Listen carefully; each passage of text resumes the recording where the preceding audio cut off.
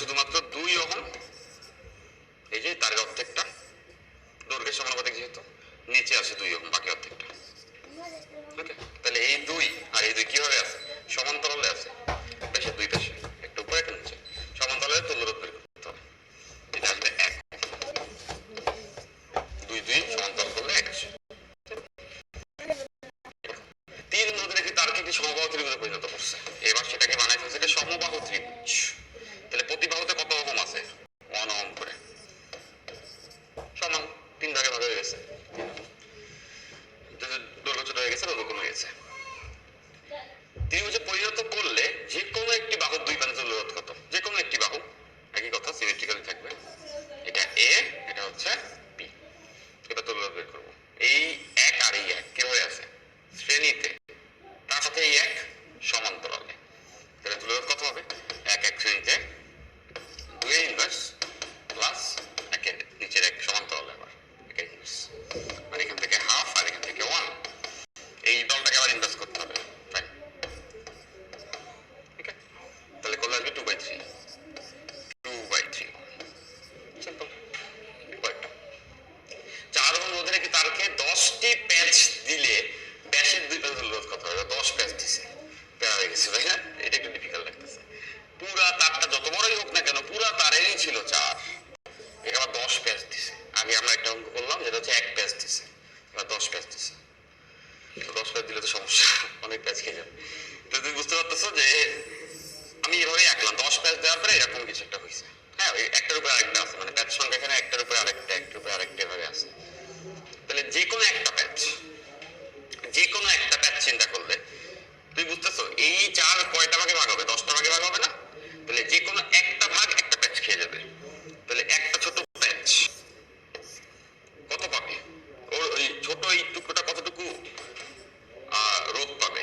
পুরোটা যদি হয় হচ্ছে আমাদের 4 ওহম, 10 প্যাচ দিলে 10 ভাগে ভাগ হবে, 4/10, মানে 2/5, এত ওহম করে একটা ছোট টুকরো পাবে। তাহলে ওইটাই একটা প্যাচ খাবে। তাহলে 2/5 তো পাবে হচ্ছে এই পুরোটা, পুরো গোল্লাটা, ওইটা ছোট একটা প্যাচ হয়ে যাবে।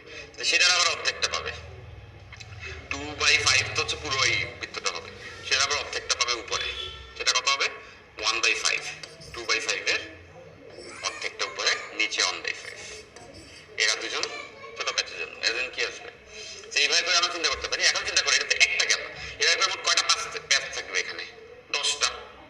10টা প্যাচ থাকলে ঠিক তেমন করে বুঝতেছো উপরে মোট কয়েকটা 1/5 থাকবে? উপরে 1/5 থাকবে মোট 10টা, নিচে কয়টা থাকবে? 10টাই। 10 প্যাচ খাবে না, 10টা থাকবে। তাহলে চিন্তা করে দেখো, উপরে 10টা, নিচে 10টা, মানে সোজা কথা এরা সবাই কিন্তু সমান্তরাল। উপরে এখানে এইভাবে করে দিলেও আর নিচে এখানে এইভাবে করে দিলেও এরা সবাই কি সমান্তরাল আসে না? 10 যোগ 10 কত হবে? 20টা, মোট 20টা সমান্তরালে আছে।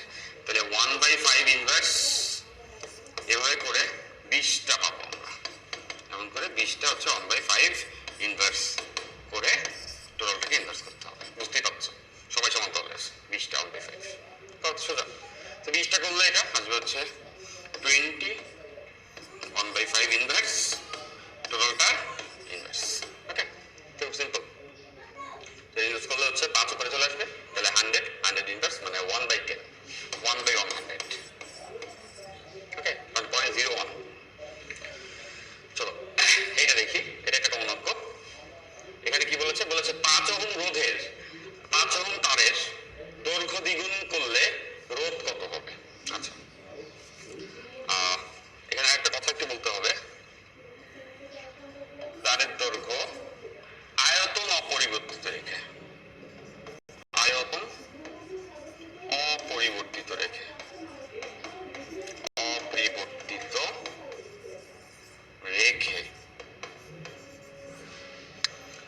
অপরিবর্তিত রেখে মানে কি, মানে টেনে লম্বা করছে সোজা কথা। ব্যাপারটা এরকম, এটা একটা তার, এটাকে টাইনে লম্বা করলে আয়তন যদি অপরিবর্তিত রাখতে হয়, বুঝতে পারতেছো, ধরলাম এটা ক্রস সেকশন এরিয়া এ ছিল আর দৈর্ঘ্য এল, এটা আয়তন কত ছিল এ এল, এটাই রাখতে হবে। এখন দৈর্ঘ্যকে যদি আমি বাড়াই দিই এন গুণ, ধরলাম কত গুণ এন গুণ, তাহলে ক্রস সেকশনকে এন গুণ কমে যেতে হবে, তাতে আসলে আয়তন কত আসবে N L into A by N, N N কেটে গেলে এ এল, আয়তন আগেরটাই আসছে। তাহলে কেন হয় দেখছো তোমরা, মোটা তারকে টাইনে লম্বা করলে টাকার রবার কি কম হয়ে যায় না, মানে এটা কমে যায়, এটা এন গুণ লম্বা হলে এটা এন গুণ কিন্তু কমে যায়। তো এইটা মাথায় রাখতে হবে, নাহলে কিন্তু অঙ্ক এখানে হয় না আসলে। তো বেসিক্যালি এটা কিভাবে আসে খুব সিম্পলি বলা যেতে পারে, একটু বলে দিচ্ছি তোমাদেরকে। দেখো প্রথম অবস্থায় এটাকে আর বলছি, এই অবস্থায় বলছি আর প্রাইম রোধ লম্বা করার পরে। তাহলে প্রথম অবস্থায় আর কত ছিল আমরা জানি, রো এ বাই এল, আমরা জানি যেটা, তাই না, আপেক্ষিক রোধ। তার আপেক্ষিক রোধ ডিপেন্ড করেছে উপাদানের উপরে, তামার তারের একটা লোহা অন্য কোনো কিছু তার হলে আর একটা হবে, এটা তো ফিক্সড, টাইনে লম্বা করলে তার উপাদান চেঞ্জ হয় না, এটা ফিক্স থাকবে। আর প্রাইম রো তো আগেরটাই থাকবে। দৈর্ঘ্যকে এন গুণ করলে, নিচে দৈর্ঘ্যকে এন গুণ করলে দেখতেছো উপরের ক্ষেত্রফল এন ভাগ হয়ে যায় টেনে লম্বা করলে, তাহলে নতুন দৈর্ঘ্য নতুন বস্তুর ক্ষেত্রফল অনুপাত নিলে দেখবা আসবে N square rho A by L. Rho A by L কে তো আমরা চিনি আগেরটা রোধ, তাহলে এখান থেকে লেখা যাবে পরবর্তীতে রোধ হবে এন স্কয়ার ইন্টু আগেরটা রোধ টেনে লম্বা করলে। তাহলে এন এর পরিচয়টা কি, কত গুণ লম্বা করছে, লম্বা করলে বস্তুটা কমে যায়, তাই তো।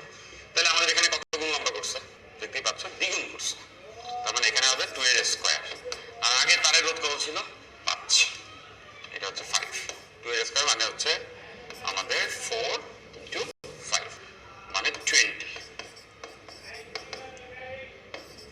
ওহম আছে, ঠিক আছে। আচ্ছা একটা অঙ্ক দেখতে পাচ্ছ, এটা বেশ ভালো একটা অঙ্ক আছে, তো এগুলো করতে চাই, সবাই একটু দেখবা।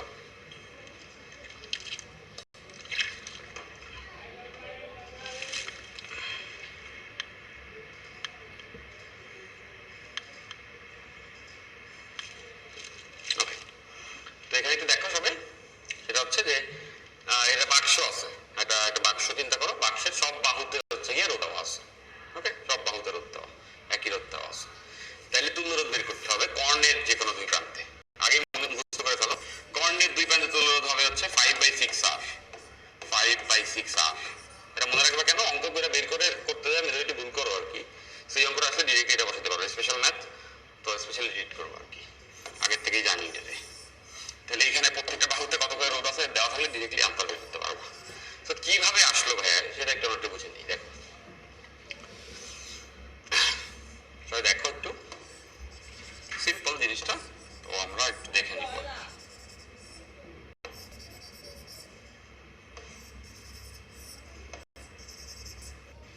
যেহেতু আমরা কেভিএল শিখে ফেলেছি, তো এটা আমরা খুব সহজেই বুঝে ফেলতে পারবো।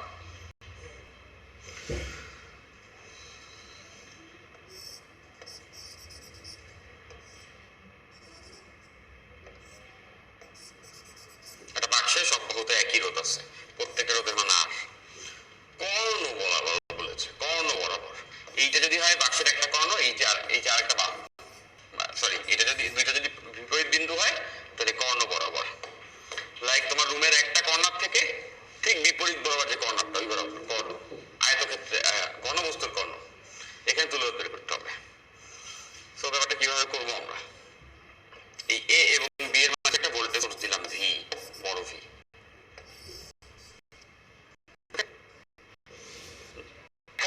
বুঝতে পারছি।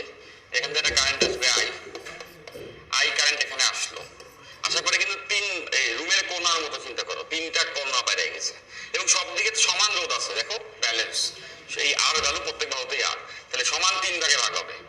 সো এখান থেকে যাবে I/3, এখান থেকে যাবে I/3, এখান থেকে নেমে আসবে I/3, ভাগ হয়ে গেছে 3 ভাগে, 3 ভাগে ভাগ, সমান 3 ভাগে, সব দিকে সমান আছে রোধ, I/3 আসার পরে মেঝেতে, তাই না, তাহলে সেই আবার 2 ভাগে ভাগ হবে, এখান থেকে যাবে I/6, এখান থেকে যাবে I/6, I/3 ভাগ হয়ে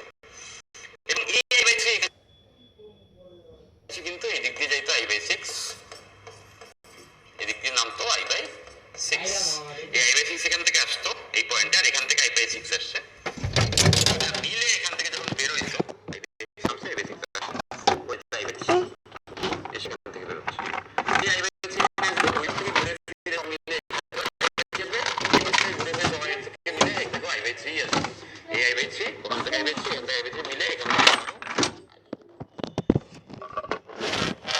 ছবিটা আঁকা আছে আমাদের। তো আমরা আবার দেখে নিলাম। এখন আমরা কেভিএল করবো। সো আমরা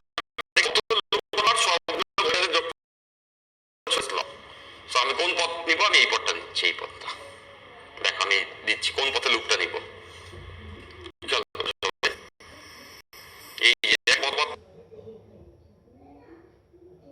অনেকগুলো আছে, আমি এইটা পিক করছি। সরি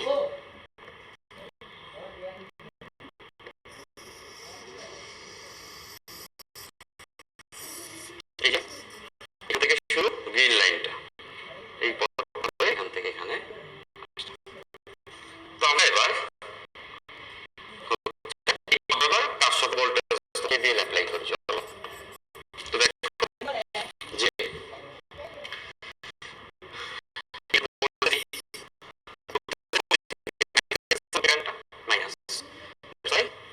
মাইনাস ভি, বুঝতে পারছো, মাইনাস ভি মাইনাস হচ্ছে। এরপরে যাই এখানে আর রোধ আছে, এই আর এর সঙ্গে কারেন্ট আই এসে ভাবে এখানে নামতেছে কত, আই বাই থ্রি, কত হবে I by three into R, I by three into R. আমরা দেখতে পাচ্ছি ক্লাসের শুরুতেই প্রথমে দেখছি। এবার এইখানে আরই, আর এখানে তারে কারেন্টটা I by six into R plus এর হচ্ছে I by three into R, I by three into R গিয়ে এই এখান থেকে দিয়েছি মাইনাস ভি, এখান থেকে নামার সময় I by three into R, এখান থেকে যাওয়ার সময় I by six into R, এখান থেকে যাওয়ার সময় I by three two R, equals কত হবে জিরো, সবগুলো ভোল্টেজ দিয়েছি। এইখান থেকে ক্যালকুলেশন যদি আমি করি, দেখো ভি মাইনাস ওই পাশে পাঠিয়ে দিতে পারবো, বা এভাবে লেখা যাবে ভি ইকুয়ালস টু এইগুলো যদি এই কটা যদি যোগ করা হয় তাহলে আসবে হচ্ছে 5/6 আইআর, প্রত্যেকটার সঙ্গে আইআর গুণ আছে, এটা আসবে। এখন এই ভোল্টেজটা কার, এই ভি ভোল্টেজটা কিন্তু আমরা এই বাইরে যেটাকে যুক্ত করছি, তাহলে এই ভোল্টেজটা কত হওয়া উচিত চিন্তা করে হবে, main current I, main voltage V, এই পুরো বাক্সটার ভিতরে যে রোধ আছে সবগুলোর তুল্য রোধ যদি আর ই কিউ হইতো তাহলে কি সার্কিট একই থাকতো। মানে এভাবে চিন্তা করা যেতে পারে যে সার্কিটে আমি ভি ভোল্টেজকে যুক্ত করছি, সার্কিটের মেইন কারেন্টটা হচ্ছে আই, আর এই বস্তা চিন্তা করি কর্ণের ভিতরে একটা বস্তা করে ঢুকে ফেলো, এই পুরাটা যে তুল্য রোধ আসবে সেটা যদি আর ই কিউ হয় নিশ্চয়ই বুঝতে পারো পুরো সার্কিটটা তুল্য রোধ R E Q equals to হওয়া উচিত ভিআই, ওহমস ল। কি লিখলাম, V equals to I R আসা উচিত। দেখো আসবে হচ্ছে V equals I R Q, সবাই নিশ্চয়ই বোঝা হচ্ছে, এটা বোঝা যাচ্ছে এই ভি ইকুয়ালস এই আর এবং পুরোটা তুল্য রোধ। তাহলে এই ভি এর এখানে কি লিখতে পারবো, I R E Q 5/6 I R, I এ কাটা, so simple, R E Q equals 5/6 R. আমরা তো আগেই বলে নিয়েছিলাম কর্ণ বরাবর হলে 5/6 আর। আচ্ছা তাহলে আমরা ওটা মনে রাখবো। আর আরটা কি, আরটা হচ্ছে গিয়ে আমাদের প্রতিটা বাহুতে কি রেজিস্ট্যান্সটা আছে একটাই মান থাকবে, তো সিমেট্রিক্যাল থাকতে হবে, সেটা আমরা আগেই বলে দিয়েছি এখানে। তো আমাদের এখানে প্রতি বাহুতে কত 30 করে আছে, তাহলে এটা হচ্ছে 30 বসালে আনসার চলে আসবে 25। জানা থাকা স্টুডেন্ট এই অঙ্ক আসলে তো খুশি হবে, আরে পাইছি বসাই, এই লাইনটা থেকেই লেখা শুরু করবে, ঠিক আছে। তো করতে পারো তোমার চাইলে, যদি মনে থাকে। তো মনে থাকবে না সব এত অঙ্ক, এটা মনে থাকবে না তোমাদের, বা এটা থাকতে পারে এরপরে এগুলো থাকবে না। তো এইটা তো সবাই এসে বুঝছি। তো এটা কখন, যখন কর্ণ বরাবর দেখি আয়তক্ষেত্রের। এখন তোমার অনেক কোশ্চেন আছে আমি জানি, সেটা হচ্ছে এরকম যে ভাই কর্ণ তো বুঝলাম, আমার তো ইচ্ছা হচ্ছে কর্ণ না, কর্ণ বরাবর জেনেছি যে এই যে কর্ণ, কর্ণ বরাবর তুল্য রোধ বের করলে আসবে 5/6 আর, সেটা নাহলে মানলাম।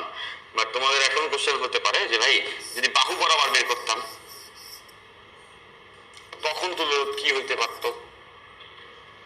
আরো কোশ্চেন আসতে পারে, আরেকটা এমন হতে পারে যে সে যদি ভাই এই বাহু বরাবর না বইলা যে কোনো একটা তলের কর্ণ বরাবর বলতাম, এই গ্রিন লাইনটা যেটা, তাইলে কত হইতো, তাই না?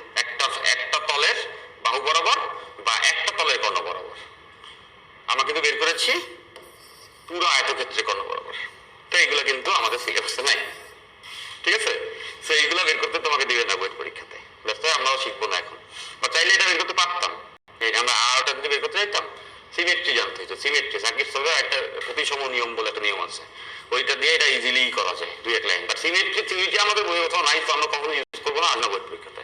সো এটা তোমাদের যারা অতি আগ্রহী জানতে চাই তাদেরকে জানাবো। কিভাবে জানাবো? তোমরা তো আমাদের এই পেইড সাবস্ক্রিপশন কোর্সটা করছোই, পাশাপাশি একটা কাজ করবা, সেটা হচ্ছে আমাদের ইউটিউব চ্যানেল যে রুট সেটা তোমরা আছো, তোমরা অবশ্যই দেখছো, ওইখানে সাবস্ক্রাইব করা আছে। তো ওইখানে আমরা দেখবো মাঝে মাঝে এই কিছু ভিডিও সবার জন্যই বানায় থাকি। তো কঠিন টাইপের এরকম প্রবলেম যেগুলো এক্সট্রা, যেগুলো আসলে কারিকুলামে হেল্প করার কথা না, সেগুলো ওখানে আমি অবশ্যই অ্যাডভান্স হলেও দিচ্ছি। সো আমি ওখানে যে ভিডিওগুলো আপলোড করছি ওগুলোতে তোমরা একটু চোখ রাখবা। মাঝে মাঝে দেখবা যে হাই কনসেপ্টুয়াল অঙ্কগুলো ওখানে আমরা আপলোড দিচ্ছি, আমি দিয়ে থাকি বরাবরই, তোমরা দেখবা। আচ্ছা, তো এই আরেকটা ম্যাথ দেখতে পাচ্ছ, এই ম্যাথে হচ্ছে আমাদের একটা বৃত্তাকার সার্কিট দেওয়া আছে। সার্কিট দেখতে অন্যরকম হইতেই পারে, ভিন্ন ভিন্নভাবে আঁকা যায়, তুমি যদি ভোল্টেজ পয়েন্ট গুলো কারেক্ট করতে পারলে সার্কিট সহজেই বোঝা যায়। তো এখানে দেখো কতগুলো অজানা রাশি আছে, ওগুলো বের করতে বলছো, আমরা বের করবো। আমি এটা জানি যে তোমরা এটা বের করা অনেক হয়ে জানো, তো আমরাও জানি। তো ব্যাপারটা আমরা বলতে হচ্ছে স্মার্ট ওয়ে কোনটা হওয়া উচিত সেটা ইউজ করবা প্রত্যেকটা অঙ্কে। এখানে একটা অ্যাপ্রোচ আছে, ভালো অ্যাপ্রোচ আছে। দেখো এখানে কি বলছে, একটা বৃত্তাকার সার্কিট দেওয়া আছে, এই তারে কারেন্ট আই1 বের করতে হবে, তারপরে এই তারে কারেন্ট I2 বের করতে হবে, এই তারে কারেন্ট I3 বের করতে হবে। ওকে, আবার এই যে ব্রাঞ্চের মাঝে কারেন্ট I4 বের করতে হবে। তো দেখো আমরা কিভাবে করতে পারবো, সোজা একটা ব্যাটারির ভোল্টেজ 10 ভোল্ট, এই কথার মানে হচ্ছে এই পাশে প্লাস 10 ভোল্ট, প্লাস আর না বলি, এই পাশে 10 ভোল্ট, সিম্পলি 10 চিন্তা করবা, এই পাশে 10 ভোল্ট আর এই পাশে 0 ভোল্ট, তাহলে এদের বিয়োগফল কত? এদের বিয়োগফল 10 ভোল্ট, এই জন্যই বিয়োগ পার্থক্য 10 ভোল্ট, ঠিক আছে? তাহলে ব্যাপারটা কি? ব্যাপারটা হচ্ছে একটা ব্যাটারি ভোল্টেজ যা থাকলে ওই মানটা এখানে বসাবো আর 0 এখানে। ওকে, দুইটা নোট বানায় ফেলবো, ভেঙে দুইটা পয়েন্ট বানায় ফেলবো। আবার এটাও জানি একটা তারের এই পাশের ভোল্টেজ যদি হয় ভি, রোধ না থাকলে অন্য পাশের ভোল্টেজ হবে ভি হবে, একই তো থাকবে। এখানে 10 হলে এখানেও 10ই হবে। বাট এই যে ব্যাটারি বা সেল আমরা ইউজ করি, সেলের কাজই হচ্ছে এমন ভাবে তারের সঙ্গে ভোল্টেজের পার্থক্য তৈরি করে দেয়, পাশে একটু বাড়ায় দেয়, পাশে কমায় দেয়। এই জন্য এটাকে আমরা বলি হাই ভোল্ট, এটাকে আমরা বলি লো ভোল্ট। ব্যাটারির মেকানিজমই এইটা, কেমিক্যাল রিয়াকশন করে অথবা অন্য অনেক আছে, ড্রাই সেলে অন্যভাবে রিয়াকশন করে, দেখছো 90 ছিল। যাই হোক, একটু একটু মাথায় রাখতে হবে। ওকে, তাইলে দেখো সুন্দর করে আমরা এটা করে ফেলতে পারবো। দেখো অ্যাপ্রোচটা কি, এইটা কি 10 ভোল্ট না, এটা প্লাস এটা মাইনাস, মানে এই পাশে 10 ভোল্ট এই পাশে 0 ভোল্ট, ব্যাটারি যেহেতু 10 ভোল্টের, তাহলে বুঝতে পারো এই 10 এখানে চলে আসবে, এই তার এখানে যদি 10 ভোল্ট হয় তাহলে এখানেও 10 ভোল্ট, এখানে 0 হলে মাঝে কত চলে আসবে 0। এবার দেখো এইখানে 10, এই তারে কোথাও রোধ আছে নাই, তাহলে এখানেও কত 10, এখানেও রোধ নাই 10, রোধ না থাকলে একই থাকে, এটাও 10। এইবার আমরা এইটাতে হাত দিই, কোনটাতে? এইটাতে। দেখো এই তারে চিন্তা করো, এই তারের দুই প্রান্তের বিভব পার্থক্য কত? এই তারের দুই প্রান্তের বিভব পার্থক্য 10 - 0, বিভবের পার্থক্য। আর এই তারের রোধ কত? 2। বিভব পার্থক্যকে রোধ দ্বারা ভাগ করলে কি পাওয়া যাবে? কারেন্ট। আমরা জানি V/R = I। তাহলে উপরে বিভব পার্থক্য, নিচে রোধ, এই তারের রোধ 2 আর এখানে 10 আছে, এখানে 0 আছে, বিভব পার্থক্য 10 - 0 দ্বারা ভাগ করছি, কারেন্ট বেরিয়ে গেছে, which is 5।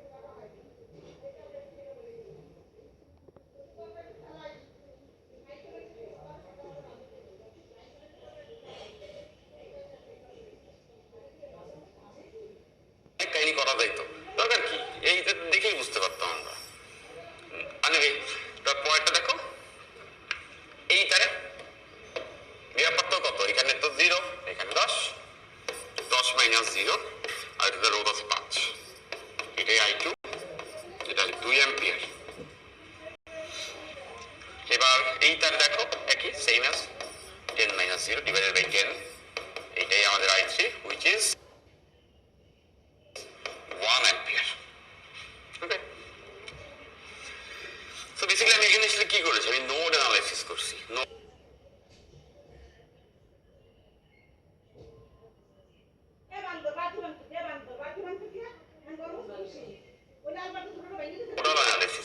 এটাকে নোডাল অ্যানালাইসিস বলা হয়। তোমরা যখন ট্রিপল ইঞ্জিনিয়ারিং পড়বা বইতে তখন দেখবা তোমাদের ডিসি সার্কিটে নোডাল অ্যানালাইসিস শিখাবে আর কি। হ্যাঁ, তো এটা একটু জেনে রাখলে আমাদের এই স্ট্যান্ডার্ডে বেশ ভালো মতো অঙ্ক করা যায়। একটু কারণে চলছে, আরো একটা অঙ্ক তোমরা দেখবো।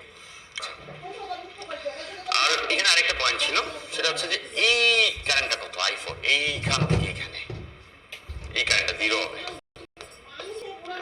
কেন? এইখানে ভোল্টেজ 10, এখানেও 10, তাহলে 10 আর 10 বিয়োগ পার্থক্য 0 হলে এখানে কারেন্ট যায় না, কারেন্ট 0।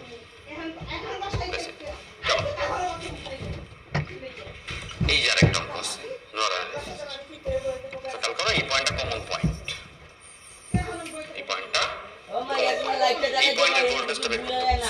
এইগুলো সব বেস দেওয়া আছে, মানে উইস্ট করা আছে। ওকে, আচ্ছা, এগুলো মানে গ্রাউন্ড করে আর্থিন করে রাখছে, এরকম বোঝাচ্ছে জাস্ট পপুলারলি বলছি। তারপরে চিন্তা করো এখানে এইখানটাতে ভোল্টেজটা কতটা বের করতে হবে। যে জায়গায় জায়গাতে আমাদের হচ্ছে মাটিতে গাঁথা আছে ওই জায়গাগুলোতে বিভব শূন্য। তোমরা জানো ভূমির বিভবকে আমরা কি ধরি? ওকে, আর এইটা জানি না। সো আমাদের আরো কি বের করতে হবে? I1 এই তারে কারেন্ট, তারপরে I2 এই তারে কারেন্ট, তারপরে I3 এই তারে কারেন্ট, আর I4 এই তারে কারেন্ট। তো 5 জন বের করতে হবে। ভি তো লাগবে আগে, তারপরে I1 I2 I3 I4।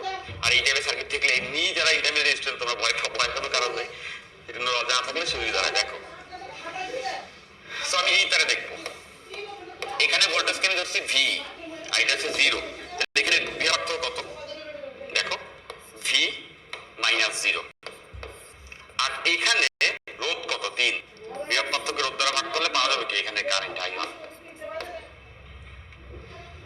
ঠিক তেমন করে I2 দেখো, এখান থেকে কত হবে, এটা ভি এটা 0, ভি মাইনাস 0 ডিভাইড বাই এইটা রোধ 2, এইটাই I2, তাই তো। এবার I3 এইটা, এখানে কাহিনী আছে দেখো, এই পয়েন্টে 0, বাট এইখানে 2 থাকাতে এইখানে 2 ভোল্ট হবে, এই পাশে 2 এই পাশে 0, ওই 0টা আবার রাউন্ড তো 0 করা আছে। তার মানে বুঝতেছে এই পয়েন্টে 2 যেহেতু ব্যাটারি আছে, তাহলে এই যে 2 আর এই যে এই যে ভি, তাহলে এই তারে কারেন্ট এইদিকে দেওয়া, তাহলে এইখানে কারেন্ট কত হবে, এটাকে আমরা I3 বলবো, V minus 2, V minus 2 divided by এইখানে রেজিস্ট্যান্স, এই দুটো পয়েন্টের মাঝে 4, ঠিক আছে I3। এবার I4, এটা I4 কত হবে বুঝতেই পারছো, এইখানে হচ্ছে ভি, এই যে 2 আছে দ্যাট মিন্স এখানে 2 ভোল্ট, এটা 0, এই ভি আর এই 2। খেয়াল করছো প্রত্যেকবার আমি বিয়োগ করার সময় ভি থেকে বিয়োগ করাইছি, কেন? সিম্পল, কারেন্টের দিকটা কিন্তু সবাইকে মাথায় রাখতে হচ্ছে, I1 এদিকে আসছে এই জন্য এটা বেশি বিভব, এই জন্য এইটাকে বিয়োগ করাইছি। I2 উঠতেছে ওদিকে যাচ্ছে এই জন্য ভি থেকে এটা বিয়োগ করাইছি। I3 এদিকে অ্যারো দেওয়া ছিল, আসতেছে মানে এটা বড়, এখানে দেখো অ্যারো উল্টো, মানে এখান থেকে ওদিকে যাচ্ছে, এরকম বুঝাইছে, বুঝছি? তাইলে এবার অ্যারো দেখে বুঝতেছি কার থেকে বিয়োগ করবো, 2 থেকে, 2 মাইনাস ভি, এটা 2 এটা ভি, আর মাঝের রোডটা 5, ইকুয়াল কত হবে I4। সকলে এসে বুঝছো?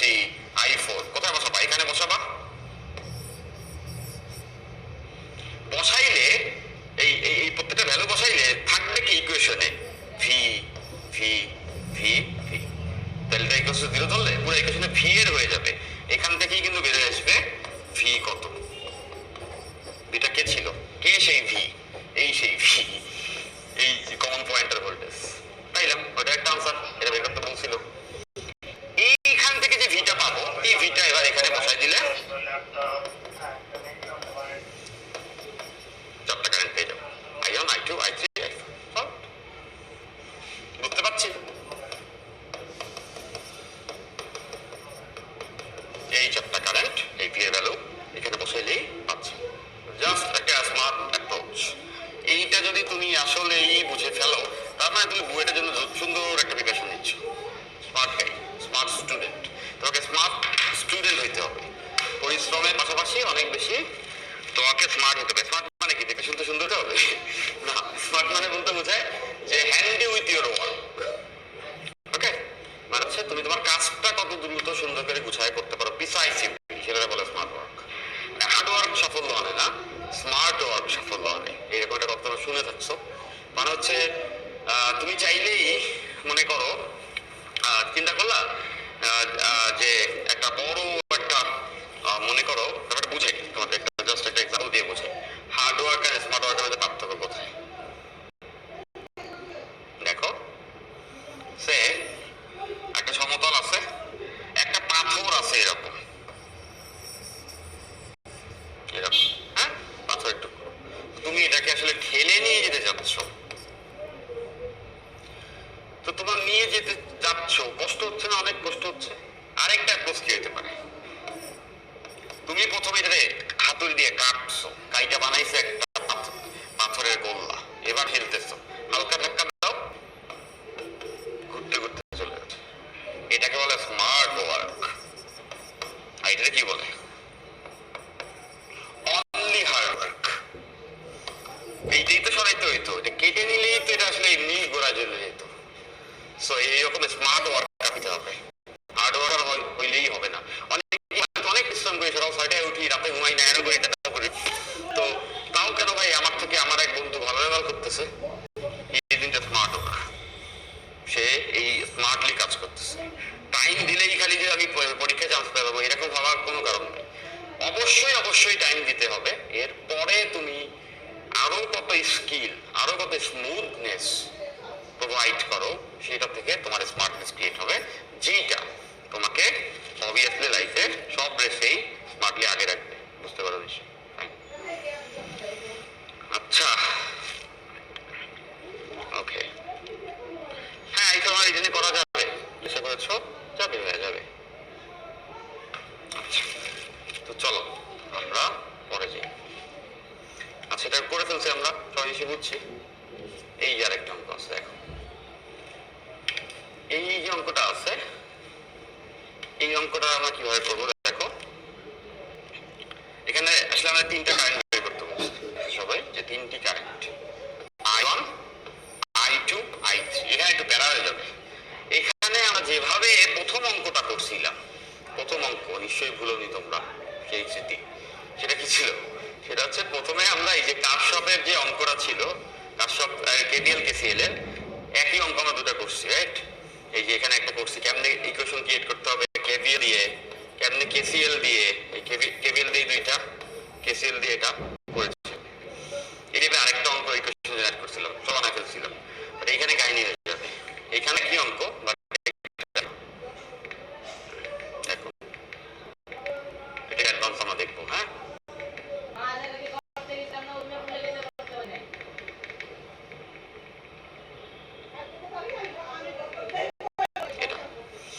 এই তিনটা কারেন্ট বেসিক্যালি বের করতে বলছে এমন না। এখানে যদি বলতো ব্রাঞ্চ কারেন্ট বের করো, ব্রাঞ্চ কারেন্ট বা শাখা, মানে প্রত্যেকটা ব্রাঞ্চে কত কারেন্ট, দেখো কতগুলি ভেরিয়েবল চলে আসে ভাই, এটা খালি একটু খেয়াল করতে হবে। দেখো এইটা একটা ব্রাঞ্চ, এখানে একটা কারেন্ট I1,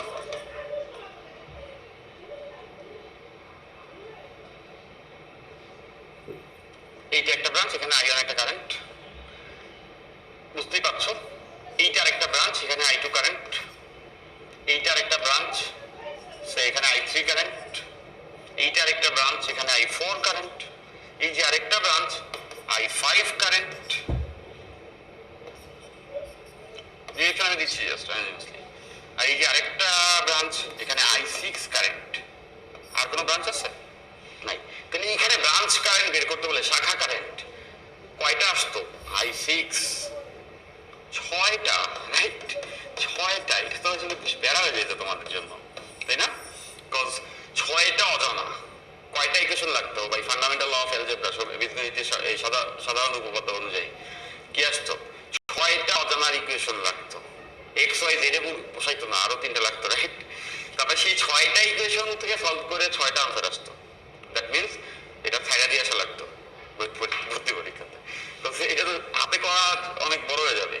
কেসিএল কোথায় যে কতগুলো দিতে হবে এরা করা তো এটার কোনো মানেই নেই। এটা বলে বুট ফোর্স, মানে গায়ের জোরে পাহাড় ভেঙে ফেলার চেষ্টা করা, যেটা খুব বাজে অভ্যাস। মানে হার্ড ওয়ার্ক শুধুমাত্র করতে হবে, বা শুধুমাত্র হার্ড ওয়ার্ক করলে হবে না, স্মার্ট ওয়ার্ক করতে হবে, কষ্টের সঙ্গে সঙ্গে পরিশ্রমকে বিশেষ বানাতে হবে। আচ্ছা, সেইবার আমরা কি করবো? এইবার আমরা এগুলো ভুলে দেবো, আমরা ধরবো ছড়া লাগবে না মাথায়। আমরা এখন একটা মেথড দেখতেছি যেটাকে বলা হয় ন্যাশ অ্যানালাইসিস। ন্যাশ অ্যানালাইসিস একটা অ্যাডভান্স আইডিয়া। সো ওইটা প্রথমে শুনলে কোনো ভয় পাওয়া, এটা আবার কি প্রযোজনা দিল হইতেছে ওইরকম কিছু না। আমরা যে অঙ্কটা করে ফেলবো, তারপরে জানবো এইটাই ন্যাশ অ্যানালাইসিস ছিল। প্রথমে যেটা করবা, একটা কারেন্ট ধরে ফেলবা লুপ ওয়াইজ। ব্রাঞ্চ কারেন্ট ভুলে যাও, লুপ কারেন্ট ধরতে হবে। এখানে তিনটা দৃশ্যমান লুপ, এই একটা লুপ, এই একটা লুপ, এই একটা লুপ, এবং প্রত্যেকটা লুপের কারেন্ট এখানে ছোট হাতের লিখে, লুপের কারেন্ট ছোট হাতের লিখে, ঠিক আছে? I1, I2, I3।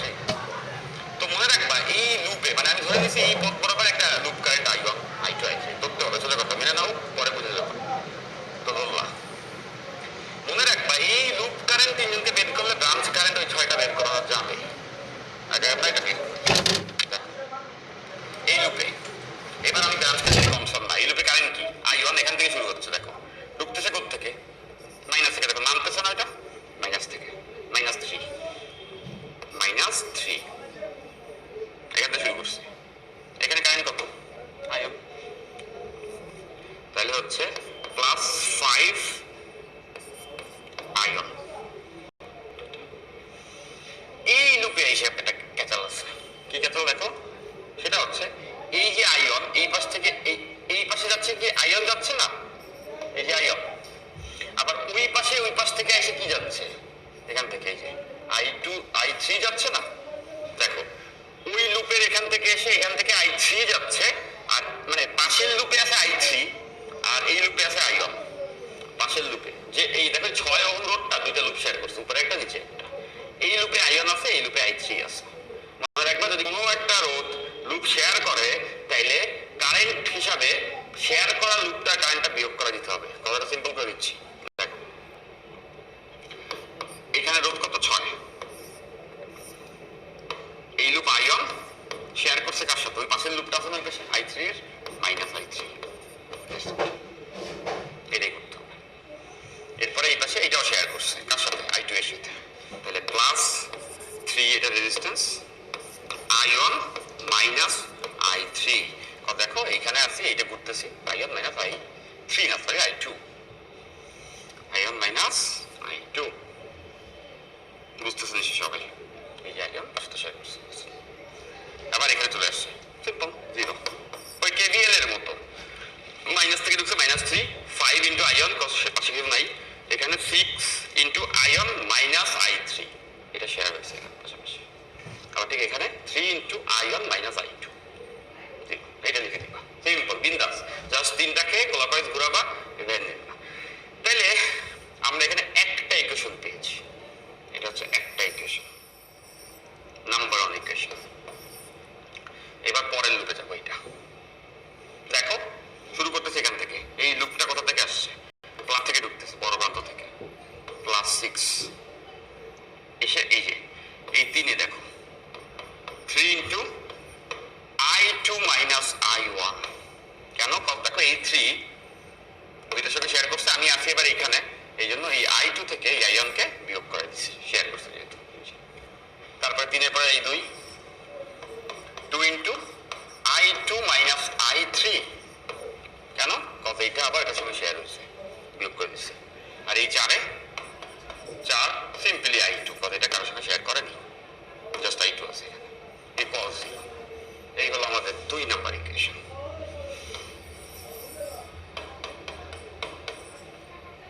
ওকে, সিম্পল না? এখানে ঝামেলা কম আসলে, দেখতে থাকো বুঝতে পারবা। এবার আসলে উপরেরটাতে খেয়াল করো, এইটা প্লাস থেকে ঢুকতেছে, এখান থেকে শুরু করলাম, +5, এই যে 5, আর এইখানে কারেন্ট আছে I3, 5 ইন্টু I3, এই যে এটা গেল এইটা, 2 ইন্টু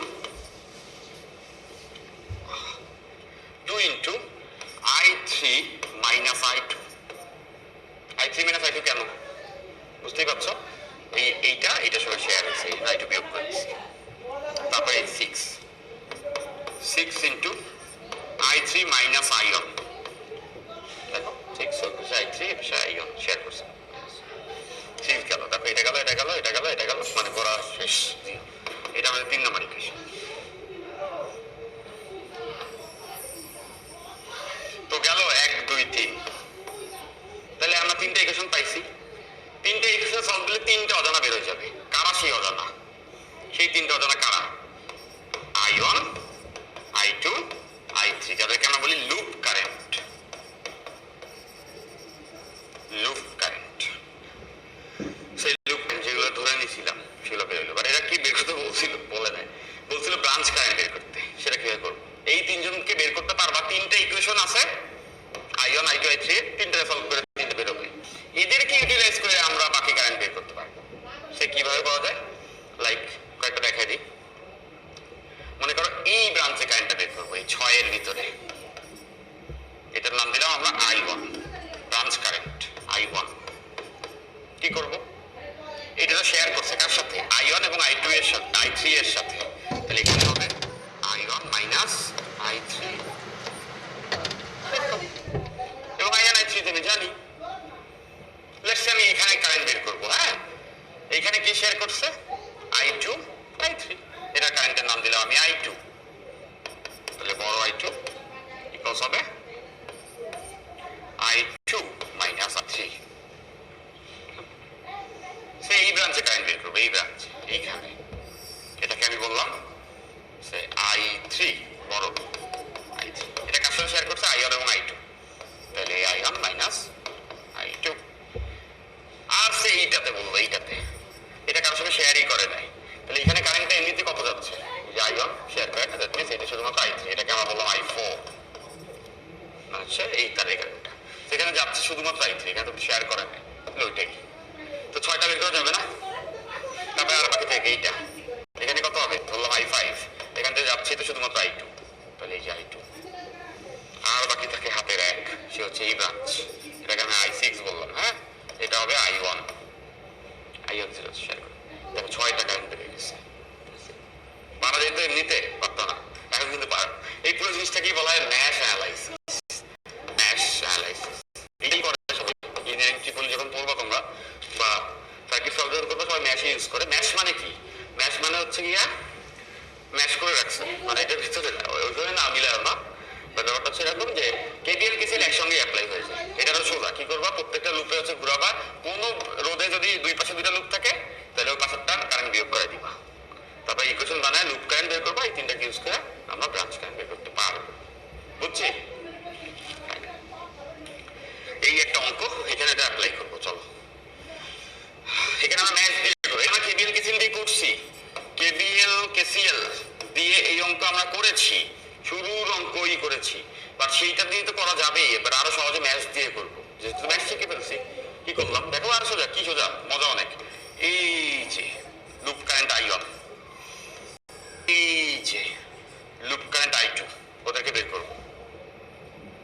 ম্যাচ দিয়ে করছি। দেখো এখান থেকে শুরু করছি, -5 উপরে যখন আসছে 5 into loop current I1। Branch current পরে, এটা না, এটার কথা বলতেছি, ওটা নাই ধরে দিন।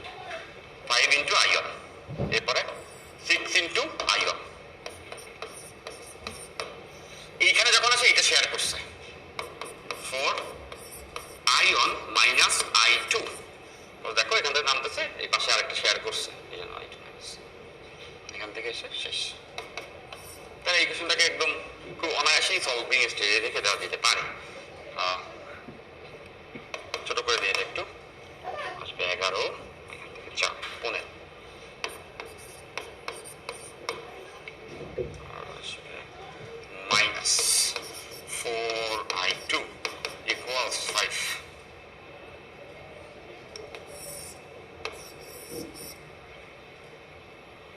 ওকে, এই একটা গেল। এইবার আসো আমরা দ্বিতীয় পার্টটা দেখি। দ্বিতীয় পার্টটা কি? দ্বিতীয় পার্ট হচ্ছে এই লুপে। এটা কত? 3 এইখান থেকে শুরু করতেছে, প্লাস থেকে ঢুকতেছে, তাহলে কত আসবে? এটা প্লাস থেকে ঢুকলে 16, এই পাশে আসলে দেখো আমরা এখানে আসলে ওই ব্রাঞ্চ কারেন্ট নিয়ে কনফার্ম না একদমই, এটা নিয়ে ম্যাশ অ্যাপ্লাই করতেছি 4 ইন্টু I2, 4 ইন্টু I2, এখানে 8, ও sorry 4 into I2 minus I1, কেন কারণ 4-এর শেয়ার করছে, এটা থেকে বিয়োগ 8 এ গেলে 8 I2, জাস্ট এই লুপ I2, আর এখানে আসছে 3 I2 ইকুয়াল 0, শেষ পুরোটা বুঝছি।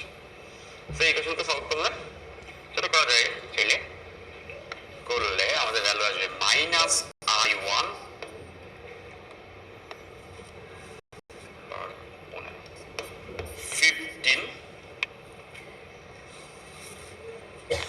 15 I2 equals minus 16. So এটা আমাদের দ্বিতীয় ইকুয়েশন। ওকে, এই দুটোকে সলভ করতে হবে। এটাকে সলভ করলে দেখো I1 I2 পাওয়া যাবে। সো আমরা দুটো লুপ কারেন্ট বের করে ফেলছি, সোজা, তিনটা ইকুয়েশন লাগে না, এখন তো একদম সোজা। এই ব্রাঞ্চের কারেন্ট কত হবে, এই তারে কারেন্ট শুধুই তো একটা, তাহলে I1 এই ব্রাঞ্চের কারেন্ট হবে ছোট I1, যেটা আমরা এখানে পাইছি। ঠিক তেমন করে এই মাঝের যে কারেন্ট সেটাকে আমরা বলতেছি I3। তো I3 কেমন হবে, সিম্পল, I3 হবে শেয়ার করছে ছোট I1 মাইনাস ছোট I2, যে দুইটা আমরা আগে বের করে ফেলছি। আর এই তারে কারেন্ট সেইটাকে আমরা নাম দিচ্ছি I3, I2 ওই তারে। তো বুঝতে পারছো I2 কষ্ট হবে শুধুমাত্র ছোট I1 শেয়ার করে নিতে হবে, সিম্পল, ব্রাঞ্চ কারেন্ট বেড়ে গেল। তো ম্যাচ দিয়ে আরো সোজা না, দুইটা ইকুয়েশন চোখে চোখেই করে ফেলা যায়, চেষ্টা করবো সবাই, সবাই বুঝছে নিশ্চয়ই। এই অঙ্কটা আসছিল বুয়েট পরীক্ষাতে, তোমাদের কোশ্চেন না দেখো অনেকেই প্যাচ খেয়ে যাও যে ভাই এখানে ঝামেলা হয়ে গেছে যে আপনার এই যে ব্যাটারি যেটাকে জোড়া দিলে তখন মাঝে ভোল্টেজ কেমনে বের হয়, এটা সেটা আমি করবো এখন। সোজা একটা ফর্মুলা আছে, ফর্মুলা ইউজ করবো, মিলারের একটা ফর্মুলা আছে, মিলারের ফর্মুলা দিয়ে এটা একবারে করা যায়।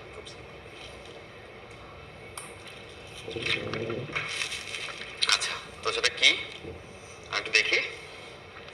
কতগুলো ব্যাটারি, মানে ব্যাটারি না বলে সেল বলা বেটার, সেল, কতগুলো সেলকে, সে দুইটা সেলই ধরি, এভাবে জোড়া দেওয়া হইল সমান্তরালে, হ্যাঁ জুড়েছি। এখন চাচ্ছি যে এই দুইটা বিন্দুতে জুড়েছি এবি, এইখানে ভোল্টেজটা কত এই দুইটার মাঝে, এটা এই ডিরেক্ট এটাই আসছিল, এই ভোল্টেজটা বের করতে হবে, এটা জোড়া দেওয়া হয়েছে যে বরাবর ভি অফ এবি, এবি। ওকে, তো ধরো এই সেলটার ইএমএফ, ইলেকট্রোমোটিভ ফোর্স বা তড়িৎচালক শক্তি হচ্ছে E1, আর এটার একটা অভ্যন্তরীণ রোধ থাকে R1, ঠিক তেমন করে এটা হচ্ছে E2, এটার একটা অভ্যন্তরীণ রোধ থাকে R2। সেই ভি বের করা খুব সোজা, ডিরেক্টলি ফর্মুলাটা এভাবে মনে রাখবা, সেটা হচ্ছে E1 by R1 plus E2 by R2, নিচে হচ্ছে 1 by R1 plus 1 by R2। এটা এমন আমার কিছু সূত্র না চলে, আচ্ছা ভি ইকুয়ালস টু কি লেখা যায়, IR লেখা যায় না, এই পুরোটাকে একটা সার্কিট ধরে ম্যাচ করে, তারপরে ভি ইকুয়ালস টু IR না, ওইটা লিখলেই এরকম আসে দেখতে। তো সোজা না, জিনিসটা খুবই সোজা। সেটা হচ্ছে জাস্ট আমরা এই মিলার ফর্মুলা মনে রাখবো, যার ভোল্টেজকে তার অভ্যন্তরীণ রোধ দ্বারা ভাগ করে উপরে বসাবো, আর নিচে হচ্ছে প্রত্যেকটা অভ্যন্তরীণ রোধের ইনভার্সটাকে নিচে রাখবো, তাইলেই এদের মাঝে ভি বেড়ে যাবে। সোজা, ডেরিভেশন দেখানোর কিছু নাই, তোমাদের মেনে নিলেই চলছে, এটা সিম্পল। তো এখানে ভি বের করতে হবে, কিভাবে করবো, 6 ভাগ 0.25, 6 ডিভাইড বাই 0.25 প্লাস এখানে 3 বাই 0.25, 3 বাই 0.5 সরি, আর নিচে হচ্ছে 1 বাই 0.25, এখানে হচ্ছে 1 বাই 0.5। ওকে, এটা করলে আসবে 5 ভোল্ট, মোস্ট প্রবাবলি 5 ভোল্টই আসে। যাই হোক, দুটো ক্যালকুলেশন করে ফেলতে পারো, 5 volt most probable answer, just calculator বসালেই আনসার চলে আসবে। বেশ স্মার্ট অ্যাপ্রোচ, এটা করতে হবে। অনেকে আসো ভাই এই অঙ্কটা তো আসলে বইয়ে ছিল না, বুয়েট পরীক্ষাতে আসছিল, মানে আমার মনে আছে যে ওই যেবার আসছিল সেবার যে স্টুডেন্টগুলো তাদেরকে আমি পড়িয়েছিলাম, তো ওরা হচ্ছে গিয়ে মানে ভাই এই অঙ্কটা আসছে অনেক কঠিন আসছিল, আমি এমনি সেমনি পেঁচা টেঁচাই করে ফেলছি, সেই হয়েছে না। তো ব্যাপারটা হচ্ছে যে হ্যাঁ করছে, কারণ টাইম নষ্ট করছে পরীক্ষা হলে। ফর্মুলা জানা থাকলে তাহলে ডিরেক্টলি করতে পারতো। এটা তো এমন কিছু আহামরি কিছু না যে গবেষণা করতে হবে, নর্মালি করলেই আনা চাই। তো মিলারের এই ফর্মুলাটা তোমার মনে রাখবা, ব্যাটারিকে জোড়া দিলে মাসে যেখানে জোড়া হয় সেখানে ভোল্টেজ বের করে নিয়ম। আচ্ছা, সেটা হচ্ছে মিটার ব্রিজ। তো মিটার ব্রিজ হচ্ছে হুইস্টন ব্রিজের একটা অ্যাপ্লিকেশন। হুইস্টন ব্রিজকে মিটার ব্রিজে কনভার্ট করা যায়। কি ব্যাপারটা দেখো একটু, কিভাবে আসছে একটু জানলে এটা একটু দরকার আছে জানা, তাইলে তোমরা আসলে মিটার ই করতে পারবা। পি কিউ আর এস, মাঝে একটা গ্যালভানোমিটার আর এই পাশে একটা ব্যাটারি, তাই তো হুইস্টন ব্রিজ। সেটাকে মিটার ব্রিজ বানাবো কিভাবে? একটা মিটার স্কেল থাকবে, এটা একটা মিটার স্কেল, এটা একটা মিটার স্কেল, এটার উপর একটা তার লাগানো থাকে, একটা তার লাগানো থাকে এরকম 1 মিটার লম্বা। এইবার এখানে কতগুলা প্লাগ ইন আছে, প্লাগ ইন মানে যার সঙ্গে রোদ জোড়ায়। হ্যাঁ,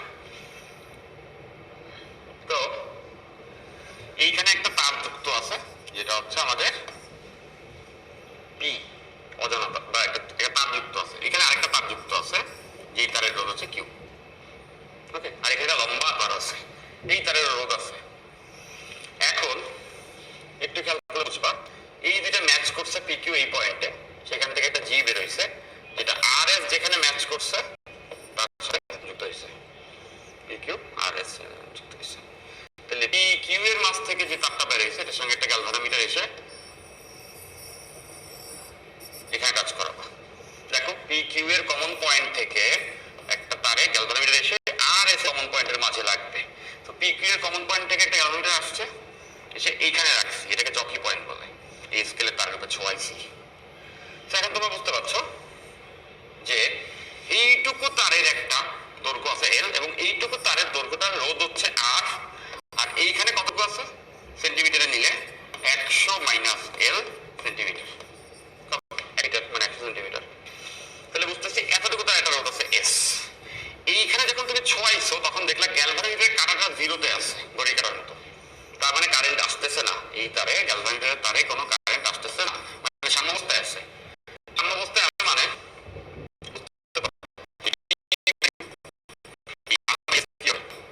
সমান হবে।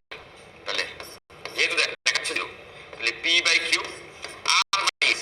এখন এই রোধগুলো আবার তাদের দৈর্ঘ্যের সমানুপাত, মানে রোধের অনুপাত, দৈর্ঘ্যের অনুপাত ডিভাইডেড বাই 100 অনুপাত। তো বুঝতে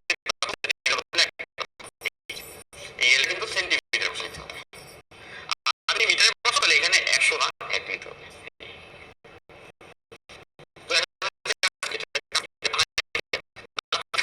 অজানা তারের রোধ নির্ণয়, অজানা তারের রোধ নির্ণয়, অজানা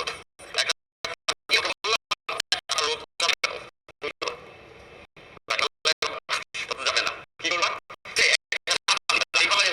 জানা ঘরের সঙ্গে অজানাকে তুলনা করে,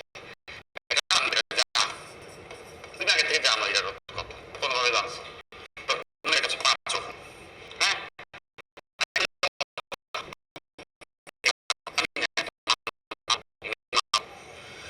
নিয়ে এখানে করে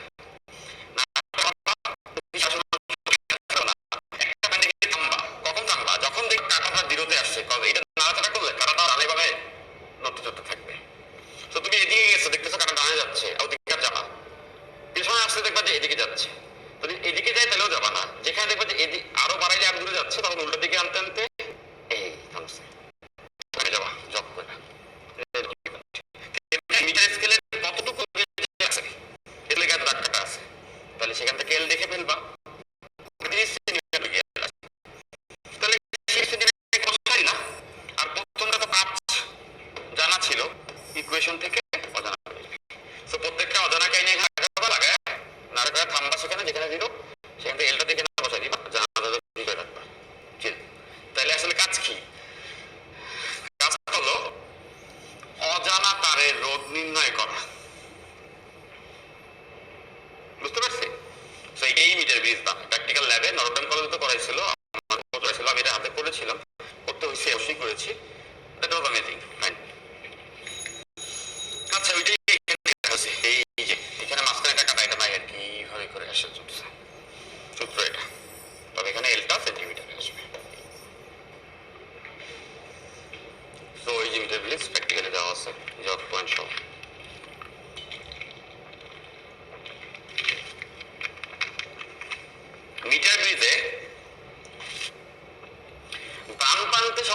তারের রোধ। বাম প্রান্ত বলতে কি বুঝেছে? এটা বাম। তুমি এবার দাঁড়াইলে ওটা দিয়ে তাকাই, এই যে বাম, এই যে ডান, এই যে বাম, এটা বাম মানে কোন পার্সপেক্টিভে? তোমার কোশ্চেনের পার্সপেক্টিভ। তুমি যে চোখ দিয়ে দেখতেছো না কোশ্চেনটা, বাম বললে কি? বাম, এই বাম বললে এই বাম চোখ, ডান বললে ডান চোখ, সেই ডান চোখ। ডান চোখটা যে বরাবর থাকে ছবির। তো কি বলেছে আমাদের অঙ্কটাতে? আমাদের অঙ্কটাতে বলেছে মিটার গেজের বাম প্রান্তে সংযুক্ত, বাম প্রান্তে কি থাকে? পি। এই যে পি, এই পাশে হচ্ছে এই যে উল্টাপাল্টা ছবি, এই ছবির সঙ্গে মিলছে না। এই যে বাম বলতে পি, তাহলে আমাদের পি দেওয়া আছে। পি হচ্ছে 5 ওহম। সাম্য বিন্দু দেওয়া আছে, মানে এল 30 সেন্টিমিটার। আচ্ছা, ডান প্রান্তে অজানা রোধের মান কত? এটাই আমরা একটু একবার ফেলছিলাম। আমরা শুধু কি দেখছি? পি বাই কিউ 5, সরি, এল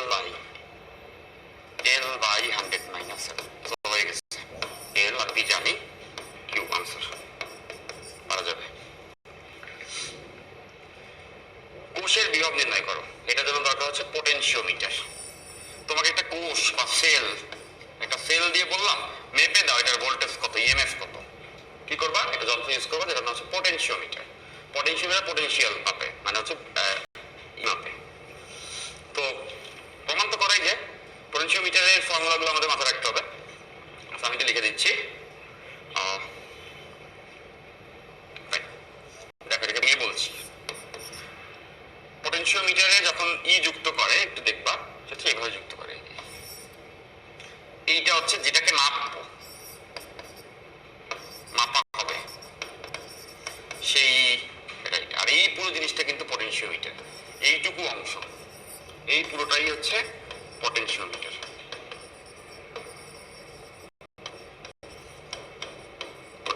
ওকে, সেইটাকে হচ্ছে জোড়াইছি আমরা, গ্রিন লাইন দিয়ে দিছি, বা এটা হচ্ছে এক্সটার্নালি আমরা অ্যাড করেছি এইটুকু। এই বিন্দুতে জক করায় থামছি, জকি পয়েন্ট আসলে চলা যায়। তো মনে রাখবা, যতটা দূরে গিয়ে থামানোর পরে এখানে গ্যালভানোমিটার 0 আসবে, এটা গ্যালভানোমিটার থাকে, সেটাকে আমরা এল বলবো। সোজা কথা, যে ব্যাটারিটা মাপবো তার সঙ্গে একটা গ্যালভানোমিটার জোড়ায় পোটেনশিওমিটার শুরুর বিন্দু থেকে এই গেজকে আবার সরায় একটা দূরে গিয়ে থামবো, সেখান থেকে আমরা এলটা দেখবো। এটা হচ্ছে সাম্য বিন্দু এল, সাম্য বিন্দুর দূরত্ব। সো একটা ব্যাটারি লাগায় কাটা সরাই দেখবা কি কাটাটা ডানে বামে সরতেছে।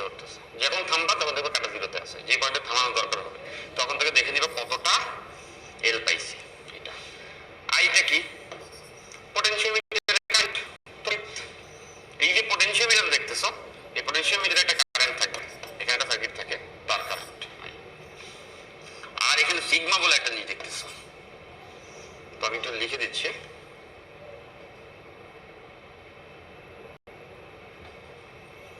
এই আইকে বলবো পোটেনশিওমিটারের কারেন্ট, পোটেনশিও কারেন্ট। এই সিগমাটাকে দেখতে একটু বিদ্যুৎ লাগতেছে।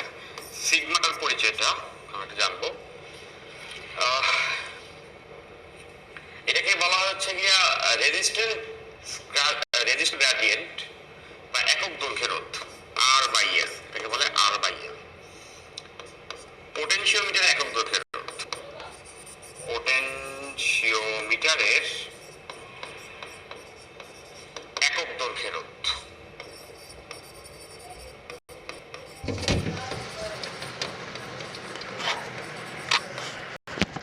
তারপরে উপরে কি আসছে? উপরে আসছে পোটেনশিওমিটারের রোধ।